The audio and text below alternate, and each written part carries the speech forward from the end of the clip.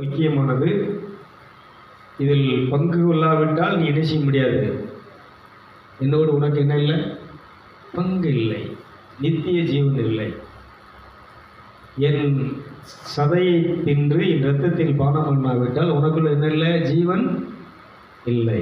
அப்போ இதுக்கும் என்னன்னு சொன்னால், மனம் திரும்பி ஆண்டவராக இயேசு கிறிஸ்துவை ஏற்றுக்கொண்டு விசுவாசித்து இந்த அபிஷேகத்தை பெற்ற மக்கள் அன்னைக்கு என்ன செய்தார்கள்? இந்த திருவிருந்து ஆராதனையை நடத்தினார்கள். இந்த திருவிருந்து ஆராதனையிலே பங்கு பெற்றார்கள். இதை தகுதியோடு உட்கொள்ள வேண்டும். தகுதி இல்லாமல் என்ன செய்யக்கூடாது? உட்கொள்ளக்கூடாது. இன்னொன்று, இந்த சவேரியார் பார்த்தீங்கன்னா, இந்த திருவிருந்து ஆராதனை நடத்தும் போது இந்த அப்பத்தை எடுத்து அவர் கையில் காட்டும்போது அப்படியே பரவசமாகி அப்படியே நின்றுவார். அவர் அந்த பூசைக்கு உதவி செய்கிறாங்க, அவரை தட்டினதுக்கு அப்புறம் தான் அவர் என்ன செய்வார்னா சுய நினைவுக்கு வருவார். இப்போ நான் இந்த திருவிருந்து ஆராதனையை உங்களுக்கு என்ன செய்யணும் நடத்துறதுக்கு முன்னாடி நம்ம இதில் எப்படி பங்கு கொள்ளணும் அப்படிங்கிறத ஒரு முகவுரையாக சொல்லிட்டு அடுத்த அந்த ஆராதனைகளை போகலான்னு விரும்புகிறேன். இந்த அப்பத்தையும் அதில் காணிக்கை ஒப்பு கொடுக்குறோம். இந்த காணிக்கையை நீ புனிதப்படுத்துமாறு உம்மிடத்திலே நாங்கள் என்ன செய்கிறோம்? இந்த காணிக்கையை ஒப்படைக்கிறோம். உங்களுடைய பரிசுத்த ஆவியை பொழிந்து இறைவா இந்த காணிக்கையை நீர் என்ன செய்தரலும் புனிதமாக்கி இதை உங்களுடைய உடலாகவும் இரத்தமாகவும் உருமாறச் செய்வீராக. கைதிட்டுக்கலாம். அப்போ நல்லா கரெக்டாக. அதே அபிஷேகம் உம்முடைய ஆவியை பொழிந்து என்னுடைய மனதினுடைய அழுக்கை எல்லாம் கழுவி போக்கி என்னை புனிதப்படுத்தி பரிசுத்தமாக்கி நீதிமானாக்கி இந்த உம்முடைய உடலை இரத்தத்தை பானம் பண்ணுகிறதற்கு அதே அபிஷேகம், அதே ஆற்றல், அந்த தெய்வீக பிரசனம், ஒளி என்னையும் உருமாற்றி என் வாழ்க்கையை உருமாற்றி என்னை புனிதப்படுத்தி எனக்கு அந்த நித்திய ஜீவனை அழியா வாழ்வை அளிப்பதா அப்படின்னா கவனிங்க. இப்போ நம்ம எல்லாம் சமையல் பொங்குறவங்க. சமையல் பொங்கணும்னா அதுக்கு நெருப்பை மூட்டி தண்ணி கொதித்து அப்புறம் அரிசி போட்டு அதெல்லாம் வெந்து அப்புறம் தான் இந்த சமையலை பார்க்குறோம். இது மாதிரி நம்ம என்ன செய்ய சடங்காச்சாரமாக பண்ணுறோம். இது என்ன பண்ணணும்னா காத்திருந்து அதை புனிதமாக்கியர்களும் இந்த காணிக்கையை நீர் புனிதப்படுத்தி உடலாகவும் இரத்தமாக மாற்றுறது போல் அது மாற்றும் வரைக்கும் நம்ம என்ன செய்யணும்னா காத்திருக்கணும். அந்த அதே அபிஷேகம் என் உடலையும் என் வாழ்க்கையும் என் குடும்பத்தையும் புனிதப்படுத்தி பரிசுத்தப்படுத்தி உமக்கு உகந்ததாக மாற்றும் என்று சொல்லி நாம் ஒப்பு கொடுத்து அந்த இடத்துல அந்த இறை பிரசனத்தில் நிறைஞ்சி என்ன செய்யணும்னா அந்த வழிபாட்டில் நம்ம பங்கு பண்ணணும். அதில் தொழுகை பண்ணணும், அதில் ஆராதனை பண்ணணும், அதில் அவர் செயல்படுறது வரைக்கும் அந்த கிரியை மாற்றம் நடக்கிறது வரைக்கும் டைம் கொடுக்கும். விளங்குதா விளங்கலையா? ஒரு மாத்திரை நம்ம சாப்பிட்றது சாப்பாடு எடுத்துக்கோங்க, சப்பாத்தி எடுத்துக்கோங்க, இல்லைன்னா சோறு எடுத்துக்கோங்க, இல்லை ஒரு பழத்தை எடுத்துக்கோங்க, ஒரு இனிப்பை நாக்கில் வச்ச உடனே என்ன செய்யணும்னு சொன்னால் அந்த உடல் முழுசும் அப்படியே சர்க்குலேஷன் ஆகிடும். அந்த தாகம், அந்த அந்த ஒரு பசி அது உடனே என்ன செய்யணும் ஸ்டாப் ஆகும். தாகத்தில் வந்திருப்போம் அந்த தண்ணி ஒரு மடக்கு நாக்கில் வச்ச உடனே அந்த தாகத்தில் அந்த உடல் பூரா அந்த என்ன சர்க்குலேஷன் நாக்கில் பட்டாலே போகும். அந்த காரம் நாக்கில் பட்டாலே போகும், உடல் பூரா என்ன செய்யும் அந்த செல்கள் பூரா வேலை செய்ய ஆரம்பிச்சு. இது மாதிரி இது வேலை செய்யறதுக்கு டைம் கொடுக்குற மாதிரி. இப்போ ஒருத்தன் சாப்பிட்டான்னா அரை மணி நேரமாவது என்ன செய்யணும் தண்ணி குடிக்க, அது அந்த அரை மணி நேரத்துக்குள்ள இது ஜீரணம். இது மாதிரி இன்னைக்கு என்ன செய்யறோம்னா சடங்காச்சாரம்னா என்ன, அது அப்படியே சும்மா வாய்ப்பாடு மாதிரி ஒப்பிடிச்சுட்டு போகிறது. ஆனால் ப்ராக்டிக்கல் அனுபவம்னா என்னென்னா அந்த மாற்றம் நடக்கிறது வரைக்கும் அந்த வழிபாட்டில் நம்ம என்ன செய்யணும்னா காத்திருக்க வேண்டும். விளங்குறது ஒரு வழியிலே சொல்லுங்களேன், நல்லா சத்தமாக சொல்லுங்களேன். அதனால் இன்றைக்கி டைம் கொடுப்பேன். நீங்கள் கரங்களை விரித்து நீங்கள் என்ன செய்யணும், எங்களையும் மாற்றும் ஆண்டவரை ஒரு மாற்றம். இது வெளியில் சவுண்டெல்லாம் வரக்கூடாது, உள்ளத்துக்குள்ளே நீங்கள் பேசணும். இந்த காணிக்கையை புனிதமாக்கி பரிசுத்தப்படுத்தி உடலாகவும் இரத்தமாக மாற்றுகின்ற உங்களுடைய பிரசன்னம், உங்களுடைய அபிஷேகம் என் மனதினுடைய எண்ணங்களை எல்லாம் புனிதமாக்கி பரிசுத்தமாக்கி என் இதயத்தை யார்மார்கள் இல்லாமல் அதில் உங்களை மட்டும் நாங்கள் முழு உலகத்தோடு முழு உலகத்தை நேசிக்கும்படி எங்களை புனிதமாக்கி எங்கள் உடலை உயிருள்ள பலியாக பரிசுத்த பலியாக இந்த வழிபடத்தில் நாங்கள் என்ன செய்கிறோம், காணிக்கையாக ஒப்பு கொடுக்குறோம்னு சொல்லி ஒவ்வொருத்தரும் என்ன செய்யணும்னா இதில் ஈடுபடணும், பங்கு பெறணும். இது இப்போ நான் காணிக்கை ஒப்பு கொடுத்து இது பண்ண சடங்கு நான் பண்ணிகிட்டு இருக்கிறேன், நீங்களாம் அப்படி பார்த்துட்டு இருந்துட்டு கடைசியாக அப்படி கையை நீட்டி வாங்கி சாப்பிட்டு போகிறதில்ல. விளக்குதா விளக்கலையா சொல்லுங்களேன். இது ஒரு திருவருட்சாதனம். இது வானத்திலிருந்து வரக்கூடிய மன்னா. எங்க இயேசு சொல்றாரு, நானோ வானிலிருந்து இறங்கி வந்த உயிருள்ள உணவு. ஒரு கைதிட்டுக்கலாம். இதை எவ்வளவு நீ தாகத்தோடு, எதிர்பார்ப்போடு, அதான் சொல்ற தூய்மையான எண்ணத்தோடு, சிந்தையோடு இந்த சாப்பிட்ற சாப்பாடு இந்த உடல்ல நிறைய மாற்றங்களை உண்டு பண்ணுது. இரத்தமாக்குது, கொழுப்பாக்குது, சதையாக்குது, அப்புறம் உடலில் விந்தாக்குது. நிறைய இந்த செல்லுகளுக்கெல்லாம் என்ன செய்யணும், சக்தி கொடுக்கு, இது மாற்றம் உண்டாக்குதுன்னு சொன்னால், இந்த இயேசுடைய உடல், இந்த ரத்தம் என்ன செய்யுது சொன்னால், அந்த உணவு என்ன செய்யுது சொன்னால், நம்மளை நீதிமானாக, பரிசுத்தவனாக, இந்த மாம்சத்தினுடைய தன்மைகளை, கோபம், வெறுப்பு, பகை, இந்த மனஸ்தாபங்கள், ஆசைகள், பொறாமைகள், கொலைகள், வெறிகள், இந்த தீய தன்மைகளை, சுவாபங்களை என்ன செய்யணும்னா அழித்து, அதையெல்லாம் நிர்மூலமாக்கி, அதையெல்லாம் நம்மள்கிட்ட இருந்து அகற்றி, நம்மளை புனிதப்படுத்தி, கடவுளின் சாயலாக அன்பு, அமைதி, பொறுமை, சாந்தம், விசுவாசம், தன்னடக்கம் போன்ற தெய்வீக பண்புகளை உருவாக்குறது தான் இந்த வழிபாடு. கைதிடுங்களா? நல்லா கரங்களை. இதை சமரியார் இந்த திருவிருந்தை நடத்தும் போது, இந்த பலியை அவரை ஒப்பு கொடுக்கும்போது, அவரே அப்படியே பரவசமாயிருவார். கண் பூட்டப்பட்ட மாதிரி ஆயிரும், கை அப்படியே வச்ச மாதிரி ஆயிரும், அப்படியே நிச்சயமான அந்த இறைவனோடே அப்படியே ஒன்றிச்சிருப்பார். இது மசம் மாதிரி இருக்கும், உறக்கம் பிடிச்ச நிலையில் இருக்கும். நம்ம இங்கே ஆட்கள் போகிற இவங்க தான் ஆட்டம் போட்டு கூத்தாடி சும்மா ஒரு சடங்குகளை பண்ணி என்ன செஞ்சிட்டாங்கன்னா, இன்றைக்கி நமக்கு என்ன செஞ்சிட்டாங்கன்னா ஒரு இதை உண்டு பண்ணி விட்டாங்க. அதனால் நிறைய புனிதர்கள் அந்த பலியை ஒப்பு கொடுக்கும்போது பரவசமாய் நின்றார்கள், அந்த இறைவனோடு ஒன்றாய் நின்றார்கள். அந்த காணிக்கையை புனிதமாக்குகின்ற அந்த இறை அருள் அபிஷேகம் அவர்களை ஆட்கொண்டு அவர்களை இறை நிலைக்கு என்ன தகுதிப்படுத்தியது. கைதிட்டு நிச்சயம். அதனால் இப்போ நம்ம இந்த வழிபாடுகளை போகிறோம். நீங்கள் நல்லா புரிஞ்சுக்கணும். இந்த வழிபாடுகளை போகும்போது இப்படி டைம் கொடுப்பேன். அந்த ஒவ்வொரு இதுவும் கொஞ்சம் நிறுத்தி அவர் செயலாற்ற அந்த அபிஷேகம் நம்மளை வழி நடக்கும், இதை புனிதமாக்கும். அதனால நீங்கள் அதில் பங்கு பெற்றுட்டே இருக்கணும். இது என்னடா அது அமைதியாக இருக்குது, உறக்க முடிச்ச மாதிரி இருக்குது அப்படின்லாம் என்ன செய்யக்கூடாது. உறக்க நிலை, மயக்க நிலை, பரவச நிலை, ஒரு குடிகாரன் போல இருக்கிற நிலை தான் என்னதுன்னா ஆன்மீக வாழ்க்கை, ஆவிக்குரிய வாழ்க்கை. எல்லாமே புரியுதா? புரியலையா? சும்மா அப்படி கையை உடம்பை குலுக்கிட்டு இது என்னன்னா நம்மளுடைய உணர்ச்சிகளை வெளிப்படுத்துறது. இதான் இன்னைக்கு சபையில் நடந்துட்டு இருக்கு. வெறும் சரீரத்தினுடைய உணர்ச்சிகளை வெளிப்படுத்திட்டு கையை தட்டிட்டு, ஆனால் வாழ்க்கையில் எந்த மாற்றமும் இல்லாமல், எந்த ஜீவனும் இல்லாமல், ஒரு சின்ன பிரச்சனையை கூட பேஸ் பண்ண முடியாமல் எல்லாத்துக்கும் என்ன செஞ்சுருக்கிறோம்னா அழுதுகிட்டு, கவலைப்பட்டுக்கிட்டு, பயந்துட்டு. ஒரு ரட்சிக்கப்பட்ட மனுஷனுக்குள்ள, மனந்தன்மைய மனுஷனுக்குள்ள பயம் இருக்கக்கூடாது, கவலை இருக்கக்கூடாது, கோபம் இருக்கக்கூடாது, வெறுப்பு இருக்கக்கூடாது, பகை இருக்கக்கூடாது, மனஸ்தாபம் என்ன செய்யக்கூடாது, இருக்கக்கூடாது. இதுவன் தான் மன திரும்பினவன். இவன்தான் இந்த திருவிருந்தை, அவருடைய உடலை உட்கொள்கிறதற்கு இறைவனால் தகுதிப்படுத்தப்பட்டார். அப்போ இதெல்லாம் இருக்கு நம்மகிட்ட, எல்லாம் என்ன செய்யுது, இதெல்லாம் இருக்கு. இது எப்போ மாறும்? இதை உணர்ந்து, புரிந்து, அறிந்து, இறைவனுக்கு தன்னை, அந்த தவத்தை, தவம் செய்கிற அந்த நிலை, இதை நான் தியானம் பண்ண, இதை தவம் பண்ணி இதை அழிக்கிறதுக்கு நான் தயாராக இருக்கிறேன்ப்பா. என்னது? இந்த ஊனியலுடைய செயல்களை நான் ஒழிக்கிறதுக்கு, அழிக்கிறதுக்கு, பிடுங்கி பறிக்கிறதற்கு, இது என்னிடத்திலிருந்து அகற்றுகிறதற்கு நான் தயாராக இருக்கிறேன். உம்முடைய அபிஷேகம் பரிசுத்த ஆவியினாலே இந்த மாமிசத்தினுடைய செயல்களை சாகடித்தால் நீங்கள் பிழைப்பீர்கள். கைதிகளை தான் திருவிழா. ஒரு சர்ச்சைக்கு எதுக்கு வரணும்னா, இந்த மாமிசத்தினுடைய தன்மையை அழிக்கணும். நம்முடைய ஆணவம், அகங்காரம், நம்முடைய கோபம், நம்மகிட்ட இருக்கக்கூடிய செருக்கு, இதெல்லாம் அழிக்கிறதுக்கு தான் எங்கே வர்றோம்னு சொன்னால் சபைக்கு வர்றோம். சபை அதுக்கு தான் இருக்குது. தீமையை அழித்து ஆவிக்குரிய அன்பு, அமைதி, பொறுமை, சாந்தம், மன்னித்தல். இந்த உலகத்தில் பெரிய செல்வம் சொத்து தெரியுமா?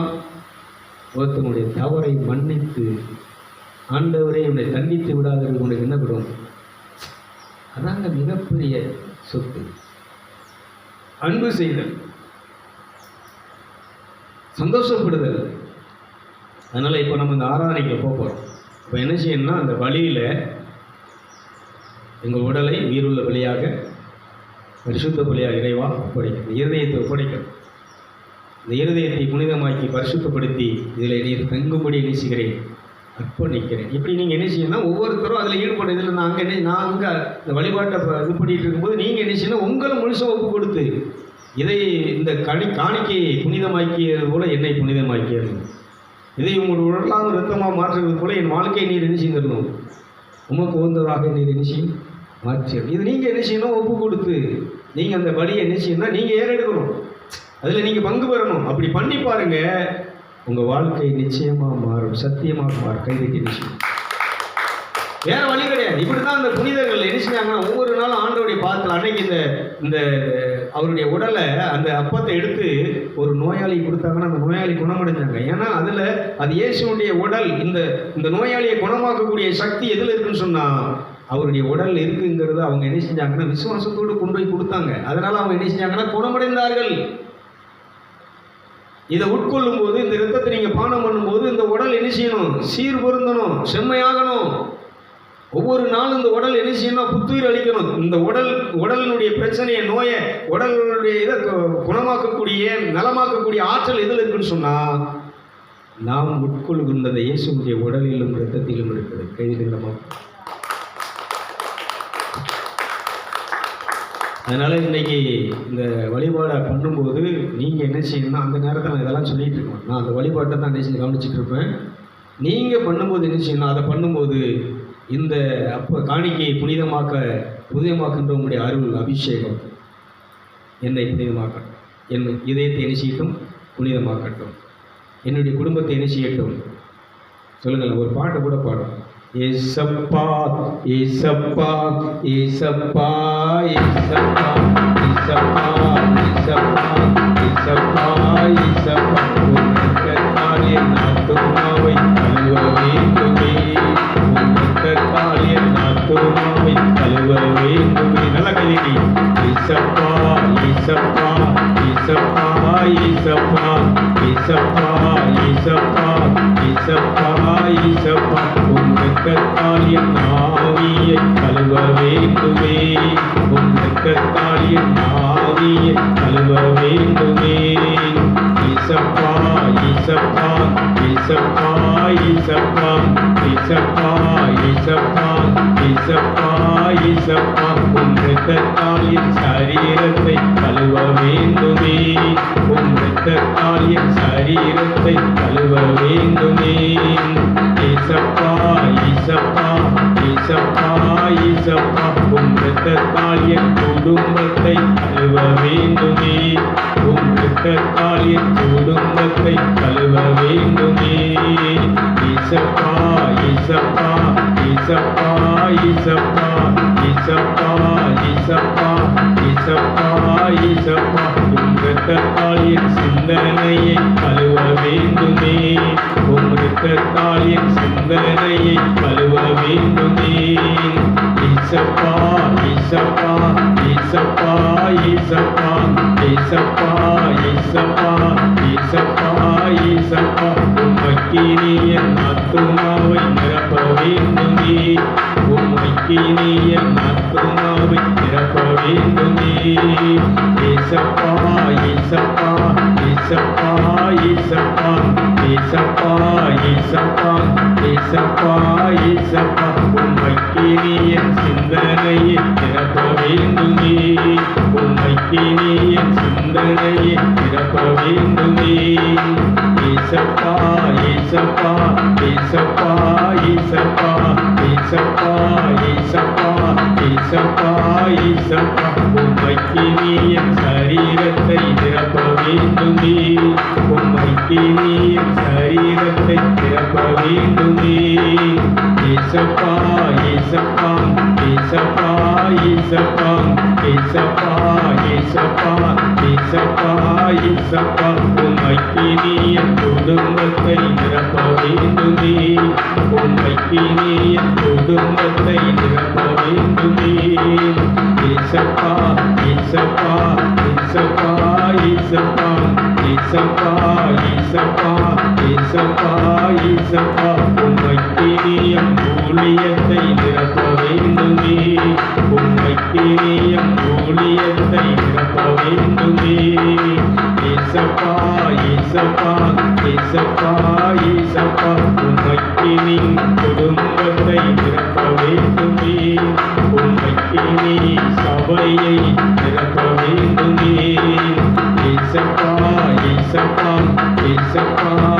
ஈசப்பா ஈசப்பா ஈசப்பா ஈசப்பா ஈசப்பா உன் காயங்களால் ஆத்துமாவை குணமாக்குமே உன் காயங்களால் ஆத்துமாவை குணமாக்குமே ஈசப்பா ஈசப்பா ஈசப்பா ஈசப்பா உன் காயங்களால் நோயை குணமாக்குமே உன் காயங்களால் நோயை குணமாக்குமே ஈசப்பா ஈசப்பா ஈசப்பா ஈசப்பா உன் காயங்கள் என் யாதியை தொட வேண்டுமே உன் காயங்கள் என் யாதியை தொட வேண்டுமே ஈசப்பா ஈசப்பா ஈசப்பா ஈசப்பா ஈசப்பா ஈசப்பா ஈசப்பா ஈசப்பா ஈசப்பா ஈசப்பா ஈசப்பா ஈசப்பா உன் காயங்கள் என் குடும்பத்தை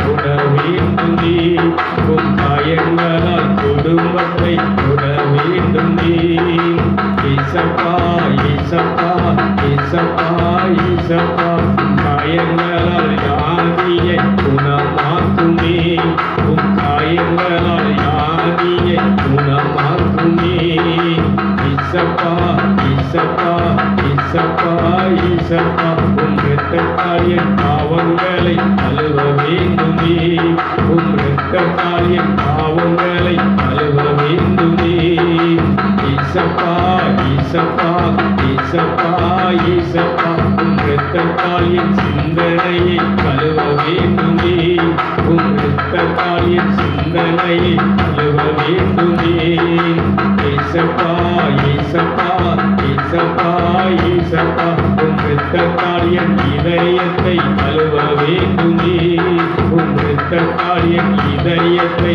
கழுவ வேண்டுமே ஈசப்பா ஈசப்பா ஈசப்பா கைதரந்து ஈசப்பா ஈசப்பா ஈசப்பா ஈசப்பா உன் இரத்தத்தால் என் சரீரத்தை கழுவ வேண்டுமே உன் இரத்தத்தால் என் சரீரத்தை கழுவ வேண்டுமே ஈசப்பா ஈசப்பா ஈசப்பா ஈசப்பா ஈசப்பா ஈசப்பா ஈசப்பா ஈசப்பா உன் வல்லமை என் ஆத்துமாவை தொட வேண்டுமே உன் வல்லமை என் ஆத்துமாவை தொட வேண்டுமே ஈசப்பா ஈசப்பா ஈசப்பா ஈசப்பா உன் வல்லமை என் சிந்தனையை தொட வேண்டுமே உன் வல்லமை என் சிந்தனையை தொட வேண்டுமே ஈசப்பா ஈசப்பா ஈசப்பா ஈசப்பா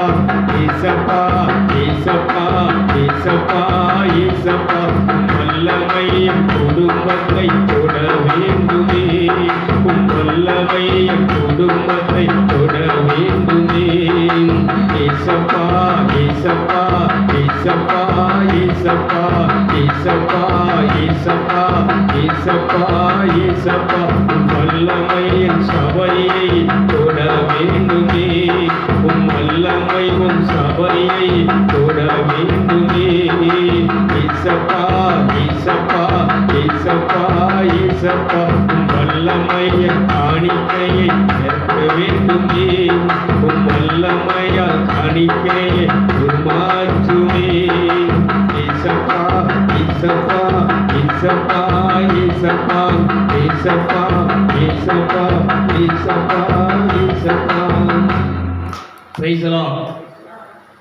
இப்படி இன்னைக்கு என்ன செய்ய போறோம்னா இந்த பாடல் வழிபாட்டோடு இந்த திருவிருந்து ஆராதனைகளை போகிறோம். இதில் என்ன செய்யணும், அந்த நிகழ்ச்சி நடக்கணும், மாற்றம் நடக்கணும், விடுதலை நடக்கணும். அதுதான் அந்த பலியினுடைய இறைவன் செயலாற்றுவதனுடைய அனுபவம். சும்மா சடங்கு அப்படி பண்ணிட்டு நம்ம வாட்டில் என்ன செஞ்சோம், கையை நீட்டணும், திருவிருந்து ஆராதனையில் பங்கு பெற்றுன்னு சொன்னால் இது திருவிருந்து ஆராதனை கிடையாது. உண்மையிலே இந்த காணிக்கையே அவருடைய ஆவியினால் அதை புனிதமாக்கி பரிசுத்தப்படுத்தி அதை அவருடைய உடலாகவும் ரத்தமாகவும் உண்மையிலே மாற்றுவதுன்னு விசுவாசிக்கிறோம்னு சொன்னால் நம்ம வாழ்க்கையை மாற்றமா மாற்றாதா இல்லைமா? ஒன்றும் மாறணும்ல. இதை மாறாமல் இந்த இடத்த விட்டு நான் நினைச்ச மாட்டேன். நீங்கள் மாற்ற முடியும். தேவனால் கூடாத காரியம், விசுவாசிக்கிறனால் கூடாத காரியம் ஒன்றுமில்லை தான். நான் விசுவாசிக்கிறேன், இது உங்களால் முடியும். அப்படி இந்த வழிபாட்டை நம்ம என்ன செய்யலாம், அப்படி சபையாகவும் சேர்ந்து பண்ணலாம், தனியாக நீங்கள் வீட்லேயும் என்ன செய்யணும், காலையில் உட்காந்து எழுந்துச்சு டெய்லி இது நடக்கணும். டெய்லி அன்னைக்கு இஸ்ராயேல் மக்கள் யாத்திரையாகும் 16ஆம் அதிகாரத்தில் டெய்லி அதிகாலையில் போய் அவங்க என்ன செய்யணும், அந்த மன்னாவை எடுத்து ஆகணும், இல்லைன்னா அன்னைக்கு அவங்க பட்னி தான். அப்போ அந்த மன்னா எதுக்கு பொழியப்படுதுன்னு சொன்னால் அதிகாலையிலே போயிடணும். அதிகாலையிலே ஒருத்தன் போய் என்ன செய்யணும், அதை எடுத்து அதை என்ன செய்யணும், அவன் அன்னைக்கு உள்ள தேவைக்கு அவன் என்ன செய்யணும், அதை பயன்படுத்தும். கூடுதலாகவும் எடுக்கக்கூடாது, குறைச்சும் என்ன செய்யக்கூடாது, எடுக்கக்கூடாது. அப்போது அந்த இறைவன் எதுக்கு இந்த ஞான பானத்தை நமக்கு கொடுக்குறாரு, அதில் சொல்லுவார் ஞான பானம். இந்த உணவு எடுத்துன்னு சொன்னால் ஞான பானம், ஞானத்தை தர வேண்டும், தேவனை அறிகிற அறிவை தர வேண்டும், தேவலோகத்துக்குள்ளே சஞ்சரிக்கக்கூடிய தேவலோகத்துடைய தரிசனத்தை வெளிப்பாட்டை நமக்கு தர வேண்டும். இன்னைக்கு இந்த திருவிருந்து ஆராதனையில் இந்த சர்ச்சைக்கு போகிறவங்க நினைச்சு உலக ஆசீர்வாதத்தை தான் நினைச்சிட்டு இருக்கிறாங்க. ஆண்டவர் கர்த்தர் எங்களுக்கு வீடு இல்லாமல் இருந்து வீடு கொடுத்தார், கார் கொடுத்தார், எங்களுக்கு பைக்கு கொடுத்தார், எங்களுக்கு மாட்டை கொடுத்தாரு, நாயை கொடுத்தாரு, பூனையை கொடுத்தாருன்னு இருக்கான். இதுக்கா இயேசு பலியானார்? இதுக்கா அந்த திருவிருந்து ஆராதனை? இந்த திருவிருந்து ஆராதனுடைய தன்மை என்ன? என்னை புனிதமாக்கி, என்னை பரிசுத்தமாக்கி, என்னுடைய மாமிசத்தினுடைய அந்த தன்மைகளை அழித்து அந்த தெய்வீக தன்மையை, அன்பை, அமைதியை, பொறுமையை, சாந்தத்தை, தன்னடக்கத்தை, ஐம்புலன்களையும் அடக்கி, இதுதான் ஐந்தவித்தான். இயேசு ஐந்தவித்தான், ஐம்புலன்கள் பொறிகளையும் சிலுவையிலே பலியாக்கி. இதில் என்ன செய்யணும், நம்ம ஐம்புலன்களையும் பலியாக்கத்தான் அங்கே வர்றோம். அது வந்தவரே இதை இன்னும் என்ன செய்யணும். அதனால சில ஊழியக்காரங்க இன்னைக்கு வெக்காமலாம் நினைச்சிட்டு இருக்கிறாங்க, ஆசீர்வாதம்னு உலக விஷயத்தை பேசிட்டு இருக்காங்க. இயேசு இன்மைக்காக நீங்கள் என்னை தேடுவீங்கன்னு சொன்னால் நாசமாக தேடுவீங்க, இன்மைக்காக மட்டும் என்னை தேடுவீர்கள் என்று சொன்னால் நீங்கள் நாசமாக போயிருவீங்க, அழிஞ்சு போயிருவீங்க, இதுவும் அழிஞ்சு நீங்களும் அழிஞ்சு போவீங்க. அவர் வந்தது இழந்து போன ஜீவனை மீட்டு மீண்டும் பரலோகத்திலே சேர்ப்பார். அதனால நம்ம போதனை இப்படி தான் இருக்கும், இப்படிதான் இருக்கும். ஏன்னா இதை போதிக்கிறது தான் அபிஷேகம், இதுக்கு தான் ஆவியானவர், இதுக்கு தான் ஊழியம், இதுதான் சபை. சபை என்ன செய்யணும்னா, எடுத்துக்கொள்ளப்படணும்னா இந்த ஆரோக்கியமான உபதேசத்தை என்ன செய்யணும். நாங்கள் இந்த சபைக்கு எதுக்கு போகிறீங்க, அங்கே நல்லா இருக்குது, போனதுக்கப்புறம் உடலில் கொஞ்சம் நோயெல்லாம் இருந்துச்சு, சரியாயிடுச்சு. எதுக்கு போகிறீங்க, எல்லாம் கொஞ்சம் வீடு இல்லாமல் இருந்து எங்கள் கர்த்தர் வீட்டை கொடுத்தாரு, சோத்திரம், ஐயா ஜெபம் பண்ணார், ஐயா ஜெபம் பண்ணி எங்களுக்கு ஒரு வீடு கிடைச்சி, சுடுகாடு கிடைச்சின்னு, சுடுகாடு கிடைக்கும், ஐயா ஜெபம் பண்ணால் சுடுகாடு கிடைக்கும். ஐயா என்ன செய்வார்னா சுடுகாடு தான் ஒன்று கொண்டு போக முடியும், சுடுகாட்டுக்கு நல்லா அடக்கம் பண்ண முடியும். இவங்களுடைய வேலை, இப்போ எங்களுடைய வேலை என்ன பண்ண முடியும்னா, உனக்கு உன் பிள்ளைகளுக்கு கல்யாணம் இதுன்னா அதை ஜெபம் பண்ணி அந்த தாலியை மந்திரிச்சு கொடுத்துருந்தா நல்லா என்னச்சி பிள்ளைகளை பெற்று என்னச்சி இன்னும் என்னச்சி நல்லா வாழ, அவ்வளோதான். அடுத்து செத்த உடனே ஆண்டவரே இவரை என்ன செய்யும், உங்கள் வரையும் எடுத்துக்கொள்ளும், உம்மோடு என்ன செய்யும், சுடுகாட்டில் கொண்டு என்ன செய்யும், வைக்கத்தான் முடியும். பரலோகத்திலே உன்னை சேர்க்கக்கூடியது மனம் திரும்புதல், மறுரூபமாக்குதல். நல்லா கைதட்டி என்ன செய்யும். அதனால இந்த இயேசுவால் மட்டும்தான், இந்த இரட்சகரால் மட்டும்தான், பரிசுத்த ஆவியானவரால் மட்டும்தான் உன்னை புனிதமாக்கி பரிசுத்தப்படுத்தி உன்னுடைய மாமிசத்தில் இருக்கக்கூடிய எல்லா தன்மைகளையும் கலைந்து அழித்து எரித்து உன்னை புனிதனாக்கி பரிசுத்தனாக்கி நீதிமானாக்கி கடவுளுடைய ஸ்தானத்தில் மகனாக மகளாக உன்னை உருமாற்றி அவருக்கு முன்பாக உன்னை நிறுத்தக்கூடியது எதுன்னு சொன்னால் மனம் திரும்புதல், தவம் செய்த. தவம்னா என்ன, இந்த உடலை நான் என்ன செய்ய தகனம் பண்ணுகிறேன். இதை இந்துக்கள் சொல்கிறாங்க. இந்துக்களுடைய இந்த ஸ்லோகம் என்ன சொல்லுது அப்படின்னு சொன்னால், ஐம்புலன்களையும் சிலுவையிலே ஈசனை என்ன செஞ்சார்னா அழித்து அந்த நித்திய ஜீவனை, அந்த பரலோக வாழ்க்கையை இந்த மனுஷனுக்கு இந்த உடலுக்கு கைது.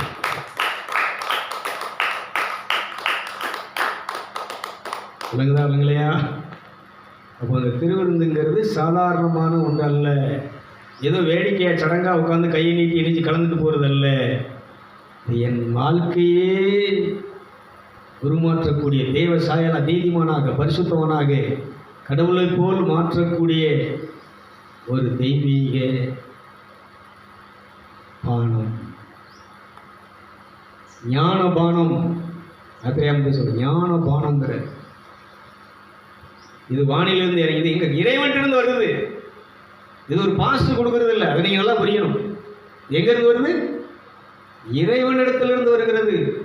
இறைவன் வானிலிருந்து இறங்கி வந்த உயிருள்ள உணவு நானே. அதை எவ்வளவு மரியாதையோட, எவ்வளவு பயபக்தியோட, எவ்வளவு விசுவாசத்தோட, அதை ஒரு தயாரிப்பு நிலையில் வந்து என்ன செய்யணும்னா, இதை நீங்கள் என்ன செய்யணும், நம்ம என்ன செய்யணும், பருகணும். இது நடத்துகிறவங்களும் என்ன செய்யணும், நடத்தணும். இதுதான் இதனுடைய சாராம்சம். அது சொல்கிறாரு, நீ ஆயத்தம் இல்லாமல் தகுதி இல்லாமல் உட்கொண்டால் செத்து போனார்கள். யூதாஸ் நாடுக்கு நின்றுங்க. இந்த பந்தியில் பங்கு பெற்ற 12 சீடர்களில் தகுதி இல்லாமல் உட்கொண்டது யார்? பண ஆசையோட, இந்த உலக மாம்ச சரீரத்தினுடைய இச்சையோட, ஒரு மோகத்தோடு போய் என்ன செஞ்சானா, இந்த பந்தியில் உட்கொண்டவன் என்ன செஞ்சானா, அந்த காசையும் விதைச்சி எரிஞ்சிட்டு, இந்த காசால் தானே ஒரு உத்தமரை நீதிமானை காட்டி கொடுத்தேன்னு சொல்லி மனஸ்தாவப்பட்டு அவன் மனம் திரும்பி இருந்தானா அன்றைக்கி ஆண்டவர் அவனை மன்னிச்சு ஆசீர்வதிச்சு இவனுக்கு வாழ்க்கை கொடுத்துருப்பார். மனம் திருப்பார். மறுதளித்த பேதர் என்ன செஞ்சார்னா மனம் திரும்பினார். மனம் திரும்பிட்டார். அவர் இன்னைக்கு அப்போஸ்தலர் ஆகிட்டார். இவர் என்ன பண்ணிட்டார்? மனம் திரும்பாதனால இவர் என்ன ஆகிட்டார்? யூதாசு நாண்டு கொண்டு நின்று செத்தார். அதனால தான் அந்த மாமிசத்தினுடைய கிரியைகளை நீங்கள் அழிக்கிறதுக்கு தான் எங்கே வர்றீங்க? சபைக்கு வர்றீங்க, திருவந்த ஆராதனைக்கு வர்றீங்க. இது எப்போ உங்கள் இந்த சரீரத்தினுடைய அழுக்கு எல்லாம் போக்கப்படும் சொன்னால் இதை உட்கொள்ளும். இந்த காணிக்கையை, இந்த அப்பத்தை, கோதுமையினால் செய்யப்பட்ட இந்த அப்பத்தையும் திராட்சை பழத்திலிருந்து எடுக்கப்பட்ட இந்த ரசத்தையும் இரத்தமாகவும் உடலாகவும் உம்முடைய அருள் அபிஷேகம் மாற்றுகிறது. அது என்னையும் மாற்றும், என் வாழ்க்கையை மாற்றட்டும், என்னுடைய பாவனை, என் மனதை மாற்ற, எண்ணங்களை மாற்றட்டும். இந்த உடலில் இருக்கக்கூடிய தீய தன்மைகளை அழித்து ஒழித்து தெய்வீக தன்மை நிச்சயிட்டும் உருவாக்க வேண்டும். Praise the lord. அல்லேலூயா. இல்லை சத்தமாக சொல்லுங்களேன், கொஞ்சம் சிரிச்ச முகத்தோடு சொல்லுங்களேன். சந்தோஷமாக அந்த ஆராதனைகளை போகலாமா? ஆண்டவருடைய ஆலயத்துக்கு அடுத்து ஆண்டவருடைய அந்த உடலை உட்கொள்றதுக்கு எப்படி இருக்கணும்? மகிழ்ச்சி இருக்கணும், ஆரவாரம் இருக்கணும். மகிழ்வார்ந்த உள்ளம் இந்த உடலை என்ன செய்கிறது? மலர பண்ணுகிறது. மகிழ்ச்சியோடு அந்த ஆராதனைகளை நாம் நினைச்சோம் பங்கு விடுவோம். நம்ம அந்த வழிபாட்டை என்ன செய்யணும்னா சிறப்பாக கொஞ்சம் டைம் எடுத்தாலும் பரவாயில்ல, அதில் நீங்கள் ஈடுபடணும். உங்கள் மனசு பூரா இதில் இருக்கணும். என்னை புனிதமாக்கும், என்னை பரிசுத்தமாக்கும், இந்த காணிக்கையை புனிதமாக்குகின்ற உடைய அருள் அபிஷேகம் வாழ்க்கையை மாற்றட்டும், என் குணத்தை மாற்றட்டும், என்னுடைய வறுமையை மாற்றட்டும், என்னுடைய ஏழ்மையை மாற்றட்டும், செழிப்பை நிறைவை என்ன ஆசீர்வாதத்தை நிச்சயிட்டும் கொண்டு வரட்டும் என்று சொல்லி ஆராதனையில் திருவுருங்களை நிச்சயம் பங்கு வருவோம். உங்களை வாழ்க்கை நிச்சயம் ஆசீர்வதித்து நிகழ்ச்சி நிறைவு செய்யும்.